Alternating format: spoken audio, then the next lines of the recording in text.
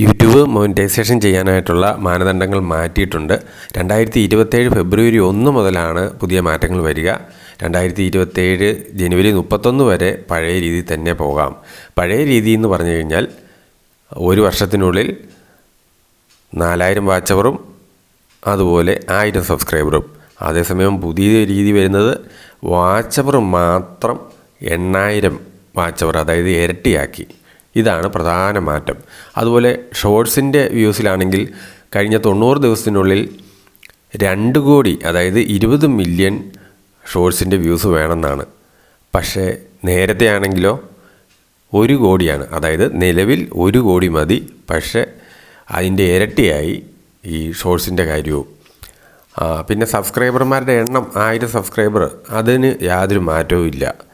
പിന്നെ പ്രധാനമായിട്ടുള്ളത് എഐയുടെ content quality, original content ആയിരിക്കണം. അതുപോലെ റീയൂസ് കണ്ടൻ്റ് ആയിരിക്കരുത്.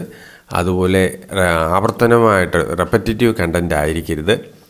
വെറുതെ പ്രയത്നമൊന്നുമില്ലാതെ നിർമ്മിക്കുന്ന തട്ടിക്കൂട്ട് വീഡിയോസ്, അതായത് ലോ എഫേർട്ട് കമ്പൈലേഷൻസ്, അത് മോണിറ്റൈസേഷൻ കിട്ടത്തില്ല.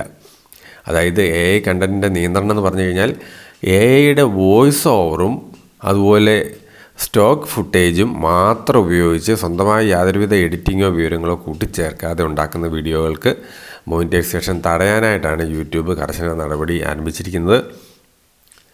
പിന്നെ മറ്റടിസ്ഥാനമായിട്ടുള്ള നിബന്ധന പഴയതുപോലെ തന്നെ ചാനലിൽ സജീവമായിട്ടുള്ള കമ്മ്യൂണിറ്റി ഗൈഡ് ലൈൻസ് സ്ട്രൈക്സ് ഒന്നും ഉണ്ടാകരുത്. അതുപോലെ ഗൂഗിൾ അക്കൗണ്ടിൽ 2 സ്റ്റെപ്പ് വെരിഫിക്കേഷൻ നിർബന്ധമായിട്ട് ഓൺ ചെയ്തിരിക്കണം. അതുപോലെ വാലിഡായിട്ടുള്ള ഗൂഗിൾ ആഡ്സെൻസ് അക്കൗണ്ട് ചാനലുമായിട്ട് ലിങ്ക് ചെയ്തിരിക്കണം. ഇതൊക്കെ പഴയതുപോലെ തന്നെയാണ്. അപ്പോൾ പ്രധാനമായിട്ട് ഓർക്കേണ്ട കാര്യം, ഇരട്ടി വാച്ച് അവറാണ് വേണ്ടിയത്. അത് ജനുവരി 31, 2027 നിങ്ങൾക്ക് കിട്ടുവാണെങ്കിൽ ഓക്കെ. അല്ലെങ്കിൽ പിന്നെ 4000 എന്നുള്ളത് അടുത്ത ദിവസം മുതൽ, അതായത് ഫെബ്രുവരി 1 മുതൽ ഇരട്ടിയായി മാറും. ഓക്കെ, അപ്പോൾ ഇത് ശ്രദ്ധിച്ച് മുന്നോട്ട് നീങ്ങുക.